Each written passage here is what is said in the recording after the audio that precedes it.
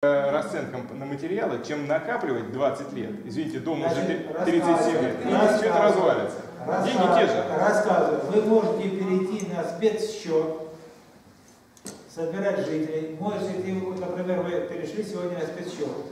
Денег у вас сегодня собрали мало, а вы хотите заменить лифты. А лифты стоят там 8 миллионов, а у вас там на счету там миллион. Вы можете брать кредит, выполнять эти работы, никаких проблем нет. И за счет тех пополнений, которые жители будут поступать, рассчитывать с кредитом. Такой вариант тоже. А как же с муниципальными квартирами поступать? Муниципальные квартиры, рассказываю. Значит, это мы говорим о собственниках жилья, о собственниках. Да, муниципальный город, если вы открываете спецсчет, то собственники жилья собирают по 15 рублей, вне зависимости, это жители или это арендаторы, собственники нежилых помещений собирают. И когда вы будете выполнять, а город вам за муниципальных работ будет на ваш счет перечислять деньги. Город за тех муниципальных квартир, которые находятся в собственном городе, город будет вам пересылать на ваш счет деньги на капитальный ремонт тех квартир, которые не приоритизированы. Так я хочу одно сказать. Нет. Я хочу за муниципальные квартиры город будет перечислять деньги. Я хочу одно сказать, что вот собственные квартиры в домах и муниципальные, вот больше всего это муниципальная головная боль. Потому что он не собственник, ему на все наплевать, ну, по крайней мере, по моему дому, да? И это нонсенс в нашей стране. Понятно. Ни в одной стране мира нету в одном доме. И муниципальные. Это кошмар. Ответственность муниципальная не очень. Теперь вообще он не берет на себя эту ответственность, и за муниципальные квартиры он будет перечислять деньги на ваш счет. Нет, подъезд разрисован все равно. Александр, можно я хороший вопрос задал, но ты должен не задавать вопрос, а объяснять. Если ты стал собственником, ты стал богатым человеком. Раз. Да. Поэтому у тебя есть возможность бесплатно деприватизировать свою квартиру, и тогда город за тебя будет платить. Я не больной человек в нашем государстве. Ну вот так что деприватизировать квартиру. это решение твое личное. Да. Жилищный кодекс. Да. Поэтому если ты стал богатым. Я говорю, нонсенс в одном доме иметь ничего такого и страшного. муниципальные хотя. Почему? Потому что одни собственники подожди, заботятся, а другие нет. Саш, постепенно сужается и становится муниципальных квартир все меньше и меньше. Первый последний этаж никогда не приватизируют, запомните. Подойдете ко мне сейчас, подойдете. Значит, я хочу сказать, друзья, здесь есть варианты для решения вопроса. Значит,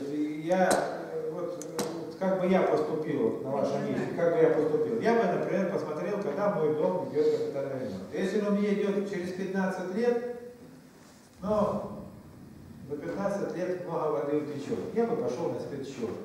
И сегодня бы делал, например, грубо, если взять средний дом, вы там от 1,5 до 3 миллионов будете собирать в год жителей. Вот на дом, в зависимости от дома, от 1,5 до 3 миллионов. Это можно. Например, за 2 года можно собрать там 4-5 миллионов. За эти деньги можно многое сделать. И кровлю сделать можно, и можно поменять какие-то коммуникации. И если у нас период капитального ремонта там через 15-20 лет, конечно, перейдя на спецсчет, вы можете в текущем порядке содержать свой дом. Какие-то коммуникации делать, приводить их в порядок, делать какие-то кровли, сделать.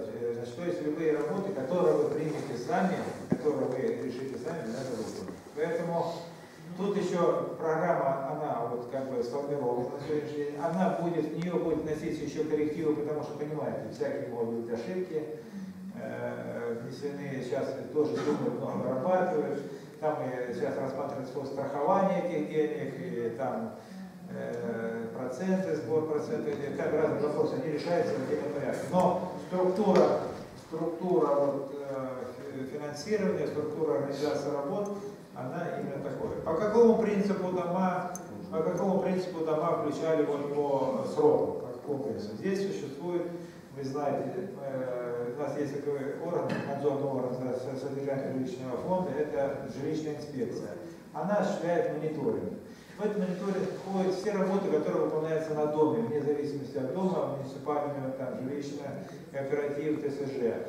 Все работы, которые выполнялись в этом году, в следующем году, они вносятся в базу жилищной инспекции, то есть идется мониторинг, то есть паспорт дома есть. И вот, когда формировали очередность выполнения работ, учитывались там с учетом каких-то коэффициентов, учитывались все параметры, когда выполнялись какие виды работ, и в зависимости от состояния дома определялись сроки выполнения работ. Естественно, у нас еще есть дома, ну, вы знаете, район формировался перед Олимпиадой, да? Это 80-е годы, и в основном вся постройка была вот в этот период сделана. Сюда много жителей приехало в этот период, вот, когда центр освобождали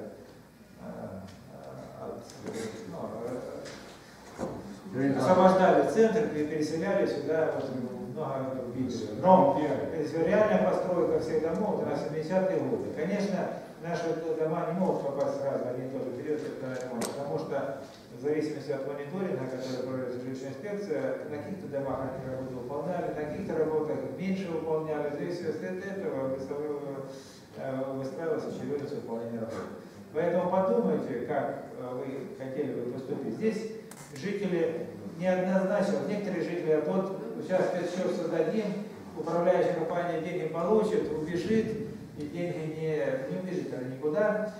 Управляющая компания не сможет распоряжаться этими деньгами, ваши деньги будут расщепляться, как вот на электрике, как на тепловую энергию. Мосэнерго получает сразу, банк их расщепляет, вы платите не управляющая компания, а платите в банк, значит, банк расщепляет сразу за тепло, за горячую воду пошла Мосэнерго, за холодную воду по Мосводоканалу, а деньги капитального ремонта пойдет на этот счет.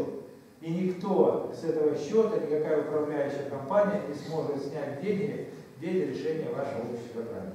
Поэтому здесь не надо беспокоиться, это тоже вопрос продуман, не сможет управляющая компания распоряжаться этими деньгами. Вот некоторые это путают и пытаются, вот они нас украдут. Но если есть такое даже сомнение, пожалуйста, можно открывать счет в банке, но держателем счета можете определить региональный фонд городской. Они берут это. Можете взять держателем фонда любое бюджетное учреждение, определить там ГБУ, там жилищник, который сейчас создается, у нас его нет. Вне зависимости от того, что у нас его нет, этого ГБУ, мы его создадим только с 2016 года. В любом соседнем районе ГБУ, это государственное учреждение, быть держателем этого счета. Но лучше всего региональный счет выпускаем, где как держателем является этого счета. Он ваш спецсчет, вашими деньгами никто распоряжаться не будет, вы их положили в банк и держателем его определили региональный счет. Нормальная схема. Поэтому вы просто для себя как бы это должны понимать, если возникают такие вопросы. Но в нашей стране, вы знаете, все бывает.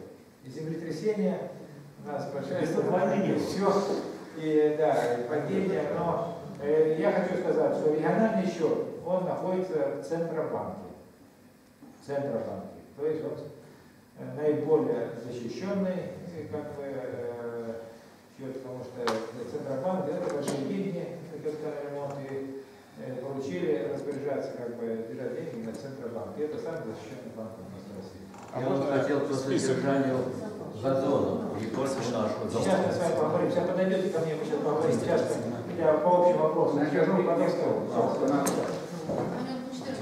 По капитальному ремонту есть вопросы? Нет, у меня два вопроса. Первый вопрос у меня, когда откроется МФЦ у нас? МФЦ откроется в июне месяце. В июне, да. Оно располагается по Мелиховской, дом 4 МФЦ. Это очень интересный вопрос, это хороший подарок жителям. Значит, вы знаете, это вот кинотеатр Будапешт, а вот напротив Соединения НИФ назывался. Город его выкупил, и сейчас начинается проведение его ремонта, и в июне месяце это удобно. Второй вопрос. Как решается вопрос по поводу Каташины, Каменка 14, вот захват дворовой территории с этими пандусами? Это там, где вот будут торговать эти коляски, да? Там не торгуют, там, оказывается, изготовляют их. Ну, изготовляют и торгуют. Да. Они будут презентацию, они заканчивают вот подошел, то будут осуществлять деятельность, когда у вас Нет, ну вот когда вопрос будет решаться? Вопрос в ближайшее время. Потому что у нас один житель уже ходил туда с кем-то разговаривать, вот вышел, пообещал все это убрать без суда, без следствия. В ближайшее время они готовятся к открытию, и в ближайшее время будут разбираться. Ну, берут пандус, да? Да. Все, спасибо большое.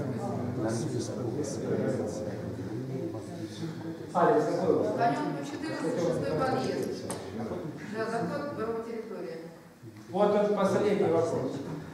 Юрий Николаевич, а вот у нас в этом году это будет Нет. Значит, вот тонкость есть здесь одна. Есть тонкость. Значит, если вот вы идете на региональный счет, то лифты будет делаться за счет города. Если вы пойдете на спецсчет, такая тонкость есть здесь, то вы будете делать эти лифты за счет тех денег, которые вы накопите. Вот есть такая здесь маленькая. Но город несет ответственность за состояние лифтов. И те лифты, конечно, которые выиграли свой ресурс, и жители не набрали денег, все равно город берет ответственность за себя по их ремонту не осуществляется по их замене. Спасибо. Все, спасибо большое. Спасибо большое.